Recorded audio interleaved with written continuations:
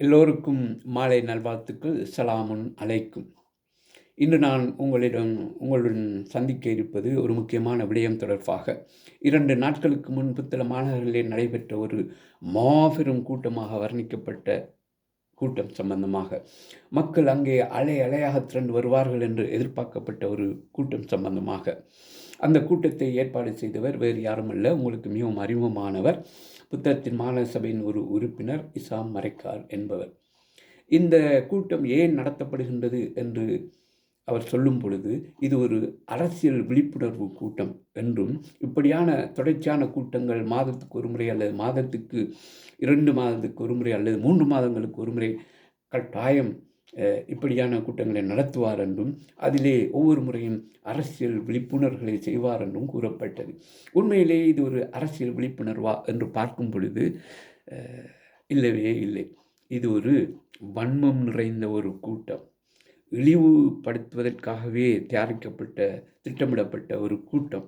அதாவது புத்தள மாநகர சபையின் நிர்வாகத்தை, என்பிபியின் நிர்வாகத்தை சரியான முறையில் கொண்டு போவதற்கு ஒத்துழைப்பு வழங்கிய உதவி மேயர் நுஸ்கி அவர்களையும், கூடவே ஆதரவளித்த முர்ஷித் என்பவரையும், சுயேட்சையில் போட்டியிட்டு தெரிவாகி என்பிபி கட்சிக்கு ஆதரவளித்துக் கொண்டிருக்கும் அலிகான் அவர்களையும், மிக குறிப்பாக புத்தள மேயர் ரின்சாத் அகமது அவர்களையும் இழிவுபடுத்தும் ஒரு கூட்டம். இந்த என்பிபி ஆட்சிக்கும் அவர்களுக்கு ஆதரவளிக்கும் இந்த நபர்களுக்கும் எதுவுமே தெரியாதென்று சொல்லும் ஒரு கூட்டம். இவர்கள் எந்த விதத்திலும் பிரயோசனமற்றவர்கள் என்று கூட்டம், அனுபவமற்றவர்கள் என்று சொல்லும் கூட்டம். ஒட்டுமொத்தமாக பார்க்க போனால் இசாம் மரைக்கார் அவர்களுக்கு உள்ளால் உள்ள அந்த வன்மத்தை கக்கும் ஒரு கூட்டமே தவிர இது ஒரு அரசியல் விழிப்புணர்வு கூட்டம் அல்ல. இவர் சொல்கின்றார் அரசியல் விழிப்புணர்வு கூட்டம் என்று. புத்தள மக்களை பொறுத்தவரையில் அரசியல் விழிப்புணர்வு என்பது அவர்களுக்கு அவசரம் இல்லை. ஆனால் அரசியல் தெளிவூட்டல் தேவைப்படுகின்றது.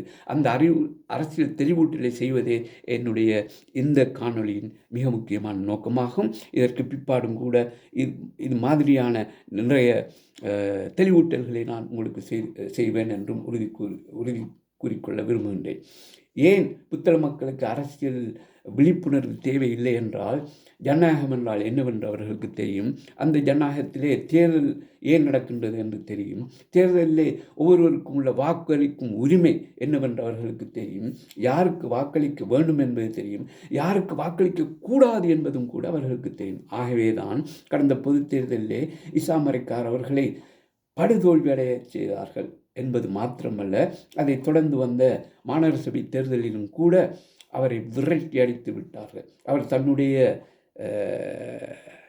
வட்டாரத்தில் போட்டியிடாமல் இன்னொரு வட்டாரத்துக்கு சென்று அங்கே மிக இலகுவாக வெல்லலாம் என்ற ஒரு தப்பு கணக்கு போட்டு களமிறங்கி அங்கே போட்டியிட்ட என்பிபியை சேர்ந்த ஒரு பெண்மணியிடம் 405 வாக்குகளினால், மேலதிக வாக்கினால் தோற்கடிக்கப்பட்டது மாத்திரமல்ல, அந்த மக்களினால் இவர் நிராகரிக்கப்பட்டுள்ளார்.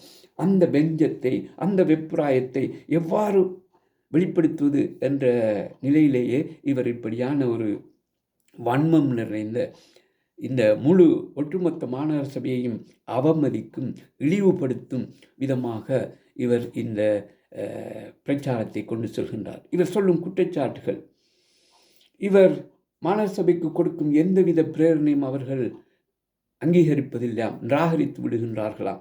அது புத்தளத்திலே மிக பிரச்சனையாக இருந்து கொண்டிருக்கும் கான் தோண்டும் பிரச்சனையாக இருந்தாலும் சரி, குப்பை அள்ளும் பிரச்சனையாக இருந்தாலும் சரி, அல்லது புத்தள வைத்தியசாலையிலே இப்பொழுது மிக அதிகமாக பேசப்பட்டு வரும் நாய்களின் தொல்லை சம்பந்தமான பிரச்சனையாக இருந்தாலும் சரி, அந்த புத்தளம் தல வைத்தியசாலையை சுற்றியுள்ள சுற்றுமதில் சம்பந்தமான பிரச்சனையாக இருந்தாலும் சரி, ஒட்டுமொத்த மாநகர சபை நிர்வாகமாக இருந்தாலும் சரி, அத்தனையிலும் தன்னுடைய பிரேரணைகள் எதுவுமே அங்கீகரிக்கப்படுவதில்லை, தனக்கு கட்டுப்பாட்டை விதிக்கின்றார்கள் என்று இசாம் மரைக்கார் அவர்கள் ஒரு கணவனை பறிகொடுத்த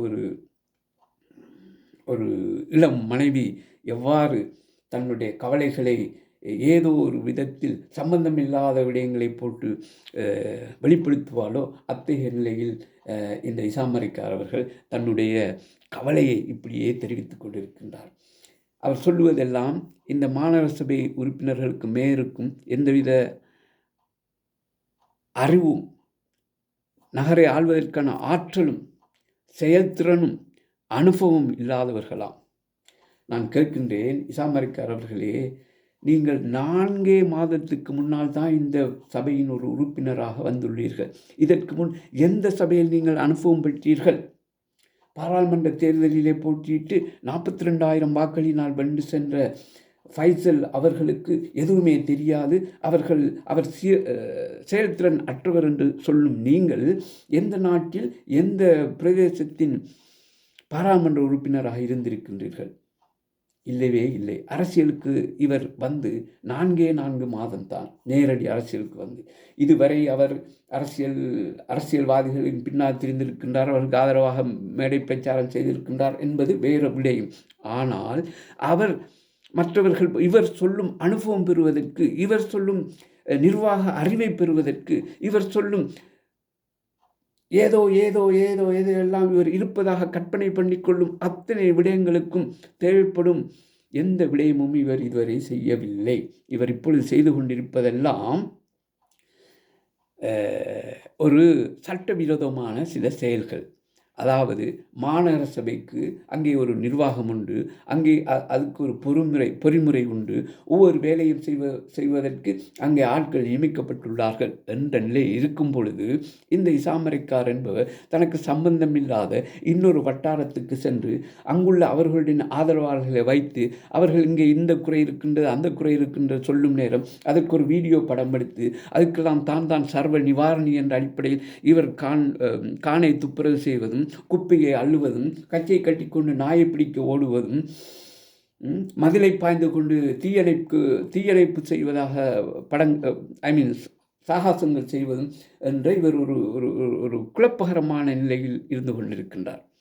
இந்த இசாமரிக்கார் அவருக்கு தேவைப்படுவது இப்பொழுது, மக்களே, நீங்கள் என்னை நிராகரித்து விட்டீர்கள், அதற்கு பழி வாங்குவதற்காக நீங்கள் தெரிவு செய்தவர்கள் திறமை இல்லாதவர்கள், அனுபவமற்றவர்கள், ஒரு விடயத்தை திட்டமிட்ட அடிப்படையை சரியாக செய்ய முடியாதவர்கள், அதுக்கு போதிய அறிவில்லாதவர்கள், ஆற்றல் இல்லாதவர்கள், இவையெல்லாம் ஒருங்கிணைந்து இறைவனின் அருளை பெற்ற ஒரே ஒரு நபர் நான் தான். ஆகவே என்னை எதிர்காலத்தில் மேயராக்குங்கள், மாகாண சபை தேர்தல் நடந்தால் அங்கே ஒரு பிரதிநிதியாக ஆக்குங்கள், பாராளுமன்றம் தேர்தல் நடக்கும்போது அங்கே என்னை எம்பி ஆக்குங்கள் என்ற இவர் ஒரு தனக்கான ஒரு சுயநலத்தை அடிப்படையாக வைத்த ஒரு பெரிய ஒரு திட்டத்தின் கீழ் இயங்கிக் கொண்டு இருக்கும் பொழுது புத்தகத்தில் நடப்பது அத்தனையும் மாநகர செய்வது அத்தனை இவருக்கு பிழையாக தெரிகின்றது. அங்கே மேயர் அவர்கள் செய்யும் அத்தனை விடயங்களும் பொருத்தமில்லாத ஒரு விடயமாக இவர் மக்களுக்கு காட்டுகின்றார். இவர் சொல்லியது இதுவரை அனுபவமற்றவர்கள், அறிவற்றவர்கள், அவர்களுக்கு இந்த விடயங்களை செய்வதற்கு எவ்வாறு நிதிகளை திரட்டுவது என்று தெரியாதவர்கள் என்றெல்லாம் பொய்ப்பிரச்சாரம் செய்யும் அதே நேரத்தில் மிக கேவலமாக முட்டாள்தனமாக அவர் சொல்லிய வார்த்தை தான், இந்த மேயர் புத்தள மக்களுக்கு அட்டூழியம் செய்கின்றார்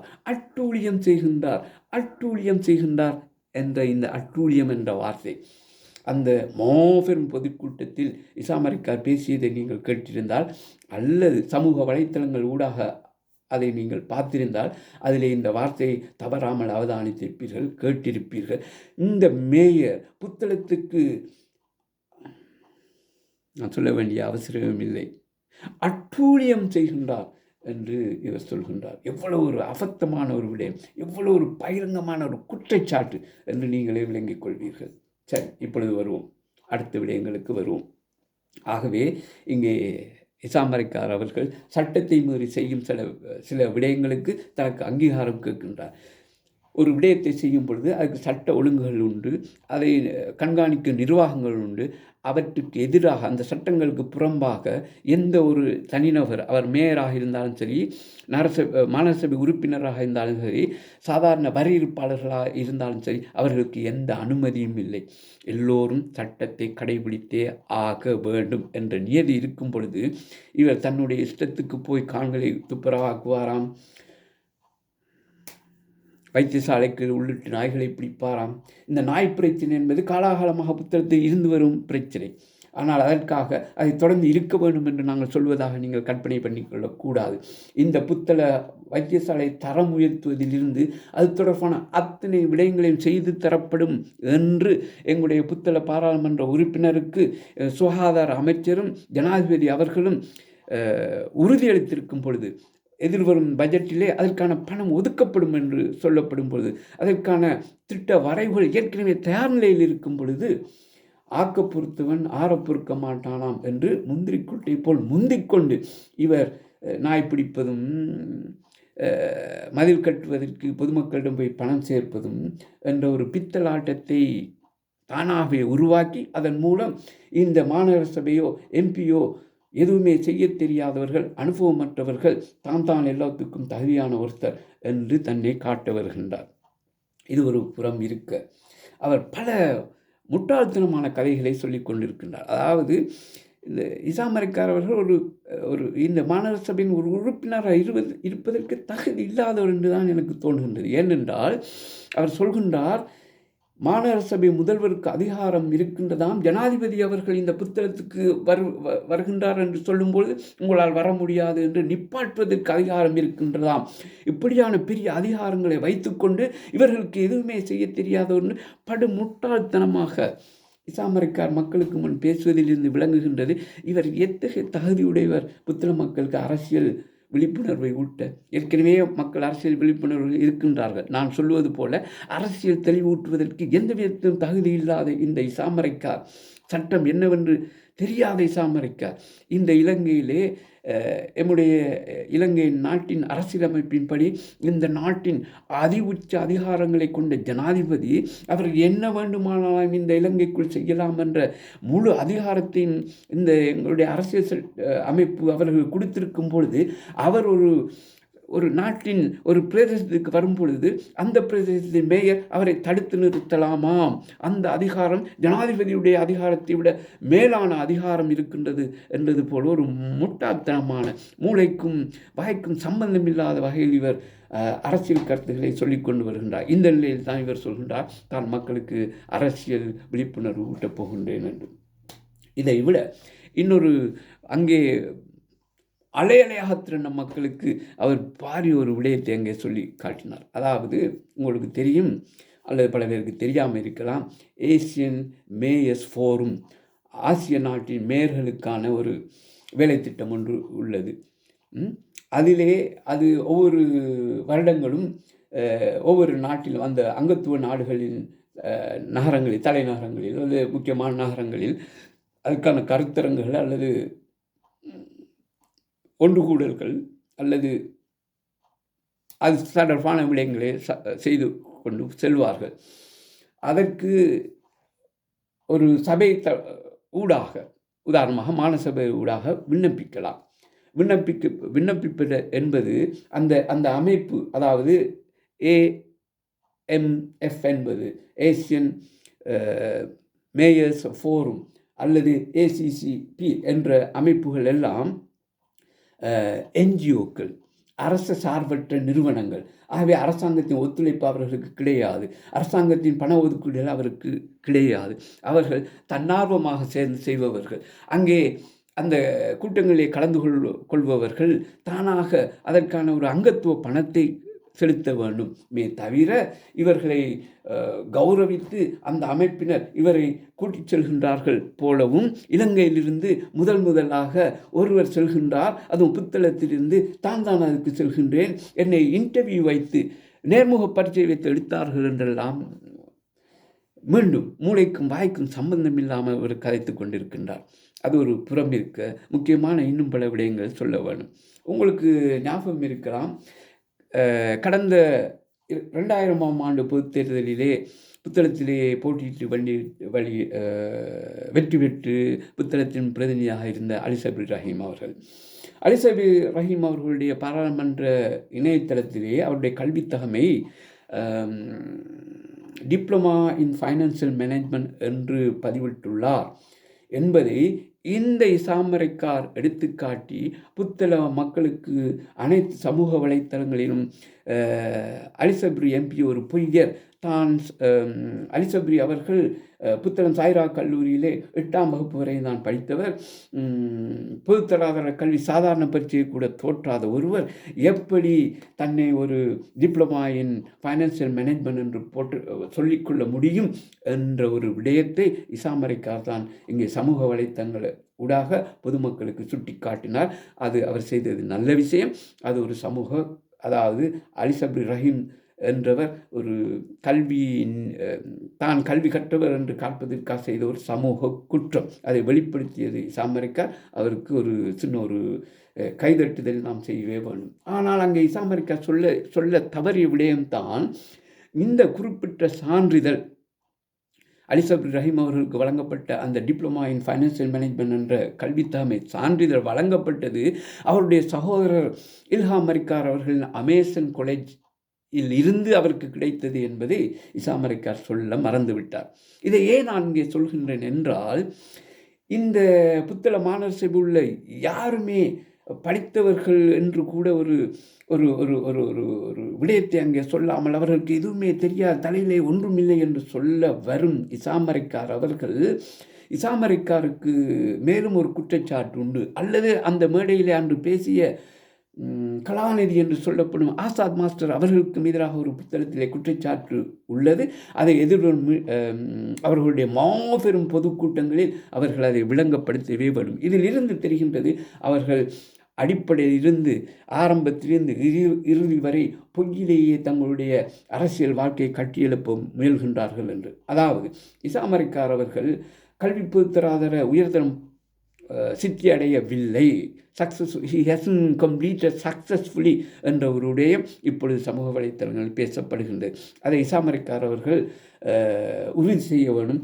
அவர் எந்த இடத்தில் எங்கே கல்வி பொதுத்தராதர உயர்தர பரீட்சையை பாஸ் பண்ணினார், அவருக்கான சான்றிதழ்கள் வெவ்வேறு விதமாக அவருடைய சகோதரின் பாடசாலை கல்வி நிறுவனத்தில் இருந்தோ அல்லது இரட்டை கொடி, இசாமரைக்கார் அவர்கள் கடந்த பொதுத் தேர்தலிலே போட்டியிட்ட இரட்டை கொடியின் தலைவர் அப்துல் ரஹ்மான் அவர்கள் நடத்தும் பேகாஸ் என்ற காலேஜிலிருந்து எடுக்கப்பட்ட சான்றிதழா என்பதையும் கூட இவர் சொல்ல வேண்டும்.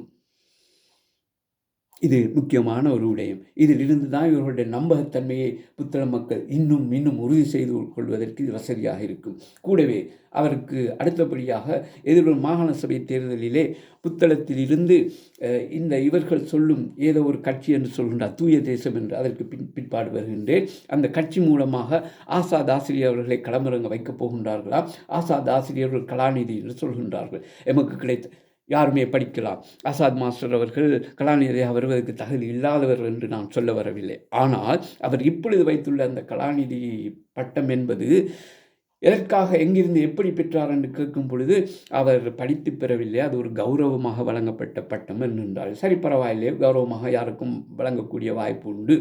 எந்த துறையை, எந்த இலங்கையில் எந்த பல்கலைக்கழகம் இல்லை, இலங்கை பல்கலைக்கழகம் எதுலையுமே அது வழங்கப்படவில்லை. இது ஒரு வெளிநாட்டு பல்கலைக்கழகத்தினால் இவருக்காக வழங்கப்பட்ட ஒரு கௌரவ பட்டம் என்று சொல்லப்படும். சரி, பரவாயில்லை, அப்படியும் இருக்கலாம்.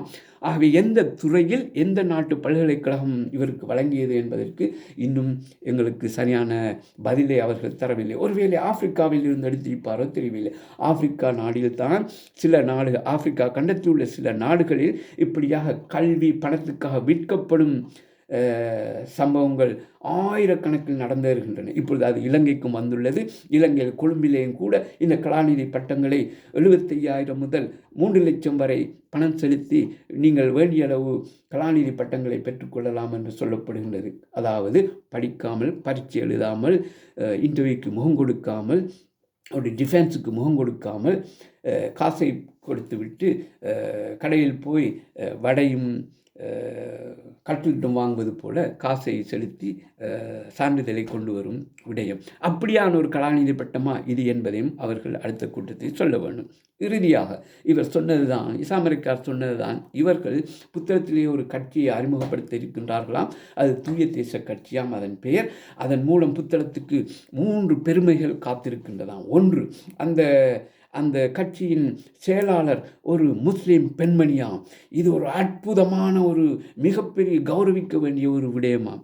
எவ்வளவு அரசியல் தெளிவூட்டல் பார்த்தீர்களா இந்த மாபெரும் பொதுக்கூட்டத்தில்.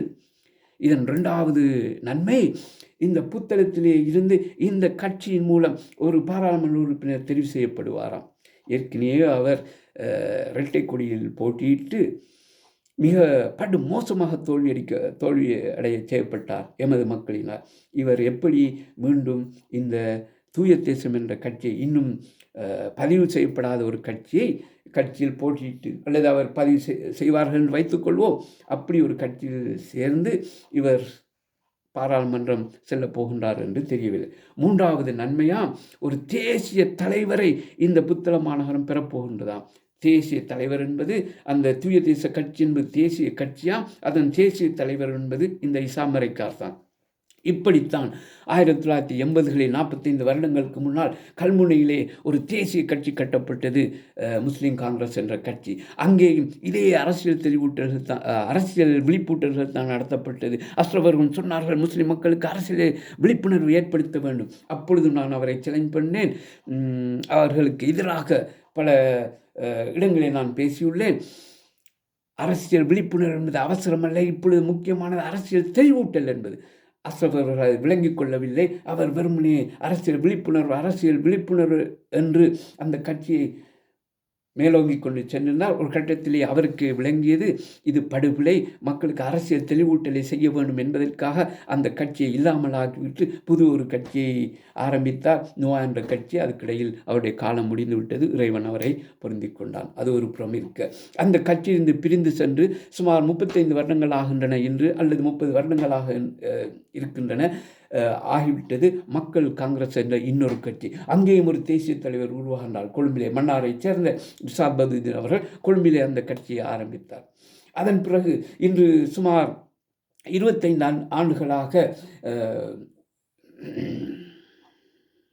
அசாத் அலி அவர்களின் ஒரு கட்சி இருக்கு. அதாவது முஸ்லீம் காங்கிரஸ் தலைவர் அவர் காலம் செல்வதற்கு முன்னால் உருவாக்கிய அந்த கட்சி இன்னும் அசாத் அலி அவர்களினால் மேலே கொண்டு செல்ல முடியாமல் இருக்கின்றது. அதுவும் மக்களுக்கு விழிப்புணர்வு செய்ய வந்த கட்சி இன்னும் தூங்கிக் கொண்டே இருக்கின்றது. இது போக சென்ற பொது தேர்தலில் இசாம் மரைக்காரர்கள் போட்டியிட்ட நல்லாட்சிக்கான தேசிய முன்னணி என்ற இரட்டை கொடி சின்னத்தை கொண்ட அந்த கட்சி சுமார் 15 வருடங்களாக இந்த அரசியல் நீரோட்டத்திலே இருந்து கொண்டிருக்கின்றது. அவர் அந்த கட்சியில் போட்டியிட்ட இசாம் மரைக்கா இன்று சொல்கின்றார், அதுவும் அந்த கட்சியும் அரசியல் விழிப்புணர்வு சரியாக செய்யவில்லை, ஆகவே நான் அமைக்கப் போகும் கட்சி தான் இந்த அரசியல் விழிப்புணர்வுகளை செய்யப் போகின்றது என்று. இதை தவிர இன்னும் அந்த இரட்டைக்குடி கட்சியில் இந்த பிரிந்து சென்ற இன்னொரு கட்சி பொத்துவிலே தோங்கப்பட்டுள்ளது. அதுதான் சமூக நீதிக்கும் சமத்துவத்துக்குமான கட்சி என்று. இப்படியே இலங்கையிலே முஸ்லீம்கள் 25 லட்சம் இருந்தாலும் அதிலே வாக்காளர்கள் ஒரு 10 லட்சம் என்று வைத்துக்கொண்டாலும் அவர்களுக்கு இருக்கும் 20 கட்சிகள் வரை, அல்லது ஆக குறைந்த 10 முஸ்லீம் கட்சிகள் இந்த 10 லட்சம் மக்களின் வாக்களை சூறையாடி முஸ்லீம்களின் அரசியல் எதிர்காலத்தை கேள்விக்குறியாக்கின்றார்கள். கடந்த பொது தேர்தலிலே இசாம் மரைக்கார் அவர்கள் அந்த இரட்டைக்குடியில் போட்டியிடாமல் இருந்திருந்தால் அவருக்கு அளிக்கப்பட்ட சுமார் 7000 வாக்குகள் மற்றவர்களுக்கு சென்றிருந்து புத்தகத்திலே அநேகமாக 2 எம்பிக்கள் வந்திருக்க சகல வாய்ப்புகளும் இருந்தது. அதை வேண்டுமென்றே தட்டி பறித்தார் இந்த இசாம் மரைக்கார். ஆகவே இவருடைய இந்த தூய தேசம் என்ற இப்போதைக்கு கனவு கட்சி எதிர்காலத்தில் கட்சியாக பதிவு செய்யப்பட்டு வந்த பிறகு அது ஒரு கட்சியாக நாம் கதைப்போம். அந்த கட்சி மக்களுக்கு மத்தியில் ஒரு பிரிவை ஏற்படுத்தி புத்தளத்திலே தொடர்ந்து எம்பி ஒருவர் எடுப்பதற்கான சாத்தியத்தை இல்லாமாக்கும் ஒரு கட்சியாகவே அது அமையுமே தவிர, அவர் சொல்வது போல அது தேசிய தலைவரை உருவாக்குவதற்கும் அல்ல, அதுவுமல்ல, இதுவல்ல. சரி, இசாம் மரைக்கார் என்பவர் தேசிய தலைவராக வருவதிலிருந்து அந்த புத்தகத்துக்கு என்ன லாபம் இருக்கின்றது? அஸ்ரவர்கள் தேசிய தலைவராக இருந்ததன் விளைவாக அந்த முஸ்லீம் சமூகம் கண்ட நன்மை என்ன? ரவுஹக்கின் தேசிய தலைவராக இருப்பதின் அடிப்படையில் முஸ்லீம் சமூகம் கண்ட நன்மை என்ன? ரிஷாத் பதுதீன் தேசிய தலைவராக தன்னை சொல்லிக் கொள்வதிலிருந்து முஸ்லீம் சமூகம் அடைந்த நன்மை என்ன? அல்ல இந்த நாடு அடைந்த நன்மை என்ன? ஒன்றுமே இல்லை. இவர்கள் இனங்களுக்கு இடையிலே ஒரு குரோதத்தையும் பிரிவினையும் ஏற்படுத்துவதை தவிர இவர்களுக்கு ஒன்றுமே செய்ய முடியாது. ஆகவே இசாம் மரைக்கார் அவர்கள் அடுத்த தேர்தல் அவருடைய மாபெரும் பொதுக்கூட்டத்தை சொல்ல வேண்டும், ஏன் இந்த தனிக்கட்சி அவசியம் என்று. அங்கே ஒரு பெண் காரியதர்சியாக வருவது, செயலாளராக வருவது புத்தகத்துக்கு எந்த விதத்திலும் பெருமையும் தராது, தராது, இலங்கை முஸ்லிம் மக்களுக்கு விமோசனத்தையும் தராது. புத்தளத்திலே இருந்து தூய தேசம் என்ற ஒரு கட்சியின் எம்பி ஒரு பாராளுமன்றம் செல்வாரையானால் அது புத்தளத்துக்கு ஒரு எம்பி என்ற நிலையை தவிர இலங்கை முஸ்லீம்களுக்கோ இலங்கை நாட்டுக்கோ எந்த விதத்திலும் பிரயோசனத்தை கொண்டு வரும் ஒரு அம்சமாக இல்லை. அதே நேரத்தில் இஸ்லாமரைக்கார் ஒரு தேசிய தலைவர் என்ற ஒரு பெயருக்குள் வருவாராக இருந்தாலும் கூட அது எந்த விதத்திலும் புத்தளத்துக்கு நன்மை பயக்கப் போவதும் இல்லை. அரசியல் ரீதியாக சமூக ரீதியாக எந்த விதத்திலும் அது நன்மை அளிக்கப் போவதில்லை. அது இஸ்லாமரைக்கார் தன்னுடைய சுய லாபத்துக்காக உருவாக்கியுள்ள ஒரு சதி திட்டம். கடைசியாக இஸ்லாமரைக்கார் சொல்கின்றால் தான் லட்சமாக சம்பாதித்த ஒரு பதவியை விட்டுவிட்டு இங்கே பொதுமக்களின் சேவைக்காக வந்துள்ளேன். ஐயா இசாமரிக்கார் அவர்களே, உங்களை யார் தட்டிலே பூ வைத்து பழம் வைத்து ஆராய்ச்சி எடுத்து இங்கே அழைத்தது? நீங்கள் எங்களுக்கு தலைமை தாங்க வேண்டும். உங்களுடைய அரசியல் முன்மாதிரி எங்களுக்கு தேவை. உங்களை விட்டால் இந்த புத்தகத்திலே யாரும் இல்லை எங்களுக்கு அரசியல் வழிகாட்ட, நாங்கள் அரசியல் அனாதையாக விடுவோம் என்று யார் உங்கள் காலிலே விழுந்தது? நீங்கள் தொடர்ந்து உங்களுடைய தொழிலை தக்க வைப்பதை விட்டு வருவதும் உங்களுடைய தனிப்பட்ட விடயம். உங்கள் சுயநலத்துக்காக விட்டு வந்திருக்கின்றீர்கள் என்பது எமக்கு தெரியும். ஆகவே தான் கடந்த உள்ளூராட்சி அமைப்பு தேர்தலிலே நீங்கள் வட்டாரத்தில் வெல்ல முடியாமல் போனாலும் கூட மேயராக வந்தே ஆகவே இருந்தால் அந்த மேற்கதிரிலே இருப்பேன் அல்லது சபைக்கு செல்ல மாட்டேன் என்ற ஒரு புருடா விட்டு இப்பொழுது அந்த சபையை குறை கூறி திரிகின்றீர்கள். உங்களுக்கு இந்த புத்தளத்தின் முதல் மேயராக வேண்டும் என்ற ஒரு கனவு, அதை நினைவாக்க வேண்டும் என்று படாத பாடுபட்டீர்கள். ஜனாதிபதி கூட உங்களிடம் 4 நிமிடம் தொலைபேசியில் பேசியதாக சொல்லீர்கள். எவ்வளவு அஃபானம், எவ்வளவு பொய்! மக்களை ஏன் ஏமாற்ற வருகின்ற ஜனாதிபதி இசாமரைக்கார் என்ற இந்த மனிதனுக்கு தொலைபேசியை அடித்து எங்களுடைய கட்சிக்கு ஆதரவு தாருங்கள், உங்களை நாங்கள் மேயராக்குவோம் என்று சொல்ல வேண்டிய எந்த காரணமும் எந்த நியாயமும் இல்லை என்பதை முதலில் இசாமரைக்கார் புரிந்து கொள்ள வேண்டும். இப்படி இவர் மக்களுக்கு முன்னால் என்னென்ன பொய்களை சொல்லி தான் ஒரு எல்லாம் தெரிந்தவர், எல்லாம் வல்லவர், இறைவனால் ஆசீர்வாதிக்கப்பட்டவர், தன்னை விட்டால் இந்த புத்தளத்தில் யாருமே இல்லை, தன்னை விட்டால் இந்த புத்தளத்துக்கு அரசியல் ரீதியாக வழிகாட்ட யாருமே இல்லை, இப்பொழுது பதவி வகிக்கும் மேயருக்கோ உதவி மேயருக்கோ புத்தள பாராளுமன்ற உறுப்பினருக்கோ ஒன்றுமே தெரியாது, அனுபவமற்றவர் என்றெல்லாம் கதையாக கட்டிக்கொண்டிருக்கின்றார். இன்றும் கூட ஜெனீவாவுக்கு புத்தள பாராளுமன்ற உறுப்பினர் ஃபைசல் அவர் சென்றிருக்கின்றார். அது ஏன் என்று தெரியாமல் இசாமரைக்கார் அங்கே அந்த மேடையிலே மாபெரும் கூட்டத்திலே சொல்கின்றார், ஜெனீவாவிலே இந்த மனித உரிமை பேரவை கூட்டத்துடன் முடிந்த பிறகு இவர் ஏன் சென்றுகின்றார் என்று தனக்கு தெரியவில்லை என்று சொல்கின்றார். இவர் நினைத்து விட்டால் அங்கே ஜெனீவாவில் நடக்கும் மனித உரிமை பேரவை அந்த அமைப்பும் அந்த ஏற்பாடுகளும் புத்தள ஞாயிற்றுக்கிழமையில் கூடிக்கிழமை சந்தை போன்று என்று அது 24/7 இயங்கிக் கொண்டிருக்கும் அவருடைய சாதாரண விடுமுறைகளை தவிர. மார்ச் மாதத்திலும் அக்டோபர் மாதத்திலும் அந்த பேரவையின் கூட்டங்கள் நடைபெறும். அதைத் தொடர்ந்து சிறு கூட்டங்கள் நடந்து கொண்டே இருக்கும். அந்த வகையிலே இப்பொழுது நடந்து கொண்டிருப்பது நாடுகளின் சிறுபான்மை இனங்கள் தொடர்பாகவும் சிறு வயது திருமணங்கள், வற்புறுத்தி செய்யப்படும் திருமணங்கள் தொடர்பான கருத்தரங்கள் அங்கே நடந்து கொண்டிருக்கின்றது. அங்கே நாடுகளின் பிரதிநிதிகள் சென்று தங்களுடைய நாட்டின் அனுபவங்களை பகிர்ந்து கொள்வதற்கும் அங்குள்ள பிரச்சனையை எவ்வாறு முகங்கொள்வது என்பதற்கு மற்றவர்களுடைய